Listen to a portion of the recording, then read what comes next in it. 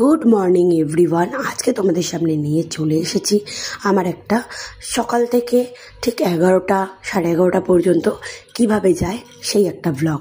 সারাদিন আমি কি করি সেটা তো পুরো ব্লগে দেখানো তো সম্ভব না, তো সকালবেলার টাইমটা দেখাচ্ছি। তো সকালে ঘুম থেকে উঠেই আমি প্রথমে এক গ্লাস জল খেয়ে নিলাম হালকা গরম, আর তারপরে প্রথমেই দেখতে চলে গেলাম যে ফ্রিজে কি মাছ রয়েছে। তো আজকে রয়েছে তেলাপিয়া মাছ।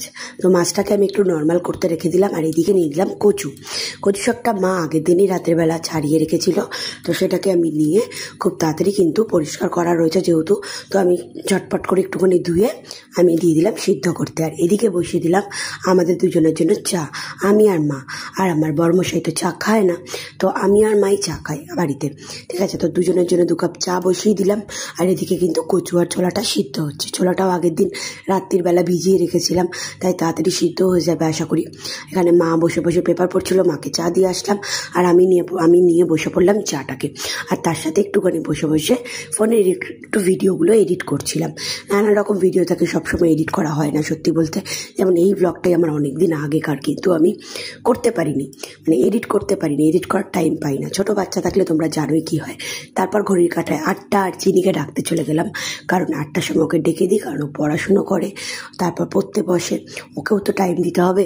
তো ওকে একটু ঘুম থেকে তুলে একটু আদর টাদর করে ওর চুলটুলগুলো বেঁধে ওকে ফ্রেশ করে দিয়ে তারপর আমি ওকে বসালাম পড়তে। আমার চিনির আবার একটা চুল বাঁধতে পছন্দ করে, 2টো চুল ওকে বাঁধা চায় না, একমাত্র স্কুলে গেলে বাঁধে, কারণ ম্যাম বলেছে 2টো চুল বাঁধতে। তো প্রথমে ওকে দিয়ে দিলাম ড্রাই ফ্রুটসগুলো, যেগুলো কালকে রাত্রে ভেজানো ছিল সেগুলো ওকে প্রথমে দিয়ে দিলাম। আর তারপরে আমি ওকে নিয়ে বসে পড়লাম একটুখানি পড়াশুনো করাতে। ওর কিছু ক্রাফটের কাজ ছিল স্কুলে, সেটাই ওকে করাচ্ছিলাম। আর এখানে মা করছিল বাছাবাছির কাজ, মানে এই বাছাবাছির কাজগুলো মাই করে। তো ডাল নিয়ে বসে পড়েছিল, ডালগুলোর মধ্যে একটু পোকা হয়েছিল, সেই পোকাগুলোকে মা বেছে দিচ্ছিল। আর এই বাছাবাছি কাজ করে দেওয়ার জন্য আমার কিন্তু অনেকটা হেল্প হয়ে যায় সত্যি বলতে, কারণ এই বাছাবুচির কাজটা সত্যি অনেকক্ষণ টাইম লেগে যায়। আর তারপরে আমি এখানে কচু শাকটা সিদ্ধ হয়ে গেছিল, জল ঝরাতে দিয়ে দিয়েছিলাম, তো সেখানে আমি এবারে কচু শাকটা রান্নাতে বসিয়ে দেবো।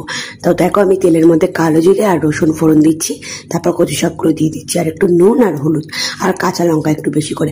আর কিন্তু কিছু লাগে না কচু শাকে, কচু শাক এমনিই খুব সুন্দর হয়। তো অনেকক্ষণ ধরে এটাকে ভালো করে আমি একদম মাখা মাখা করে নিই। তো কচু শাকটা করতে গিয়ে এদিকে মাছটাও নর্মাল হয়ে গেছিল, তারপর মাছের মধ্যে নুন হলুদ মাখিয়ে আমি মাছটাকে রান্না করব। তো তেলাপিয়া মাছ তো একটুখানি ঝালই করি ভাবলাম, আর কি করব। তেলাপিয়া মাছটা আমরা মানে অতটা ভালোবাসি না, কিন্তু আমার হাজব্যান্ড আবার খুব ভালোবাসে তেলাপিয়া মাছ, তো মাছের মধ্যে নিয়ে চলে আসে তেলাপিয়া মাছ। আগে আমারও ভালো লাগতো, কিন্তু এখন একটু তেলাপিয়া মাছটা কেমন গন্ধ গন্ধ লাগে। তো এবারে চিনির টাইম হয়ে গেছে ব্রেকফাস্ট করার, তো একটুখানি বাটারটা আমি দিয়ে দিলাম। তো ওর জন্য